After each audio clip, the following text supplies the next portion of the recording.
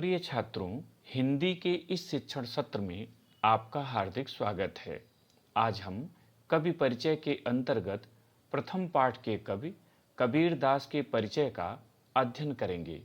परीक्षा में यह प्रश्न कुछ इस तरह से पूछा जाता है। निम्नलिखित कवियों में से किसी एक कवि का जीवन परिचय दीजिए तथा उनकी किसी एक रचना का नाम लिखिए। पहला कबीरदास, दूसरा मीराबाई, तीसरा भारतेंदु हरिश्चंद्र। यह प्रश्न 3 अंकों का होता है, जिसमें 2 अंक जीवन परिचय के लिए और 1 अंक रचनाओं के लिए निर्धारित हैं।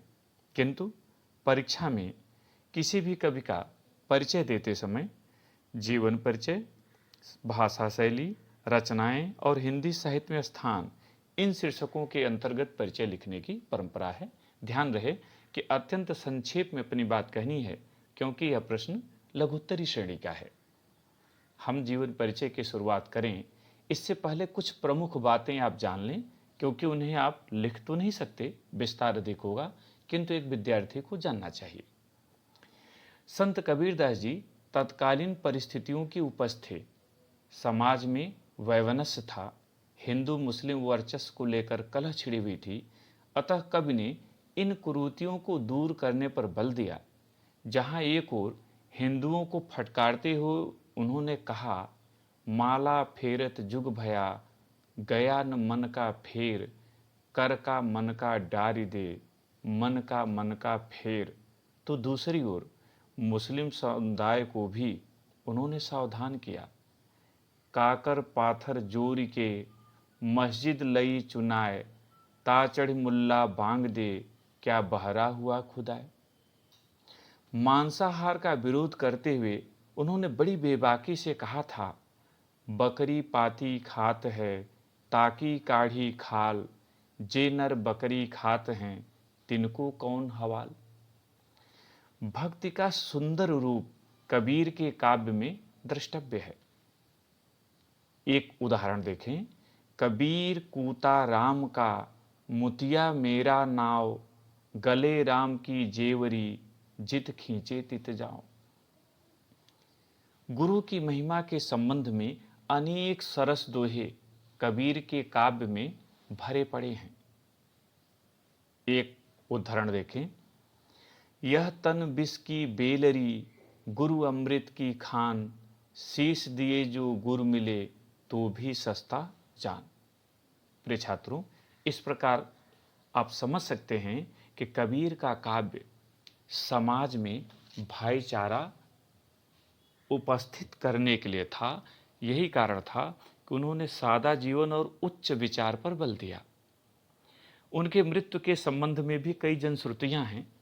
एक जनश्रुति यह आती है कि वे जब अंतिम अवस्था में पहुंचे तो लोगों ने कहा कि आप काशी में जाकर मृत्यु को प्राप्त करें तो स्वर्ग मिलेगा, और मगहर में जो मरता है उसे स्वर्ग की प्राप्ति नहीं होती।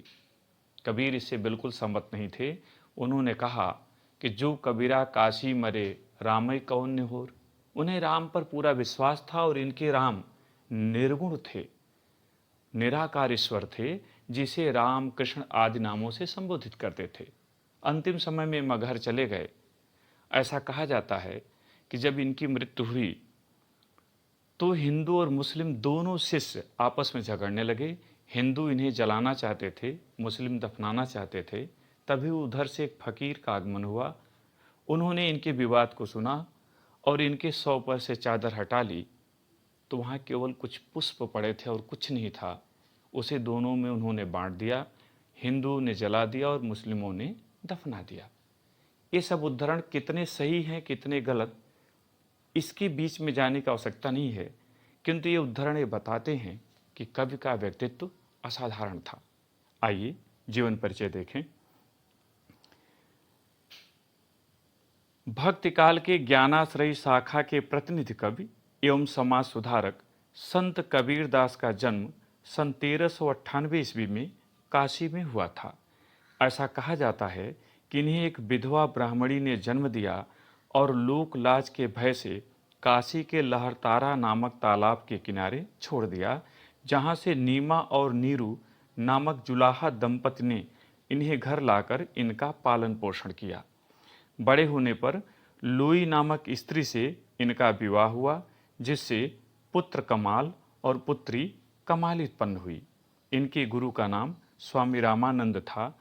सन 1518 ईस्वी में मगहर में इनका यह भौतिक शरीर पंचतत्व में विलीन हो गया।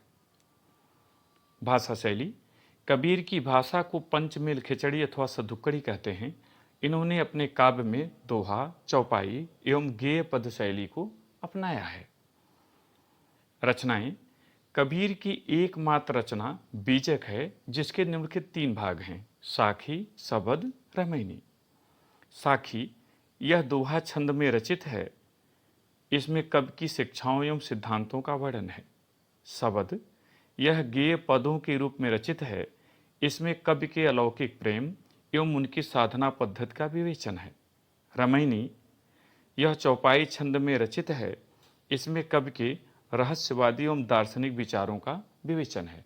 प्रिय छात्रों, चूंकि परीक्षा में एक रचना का नाम लिखना होगा, इसलिए आप केवल बीजक लिख सकते हैं। अगर आप विस्तार कर सकें तो साखी, सबद, रमैनी का उल्लेख करें। हिंदी साहित्य में स्थान।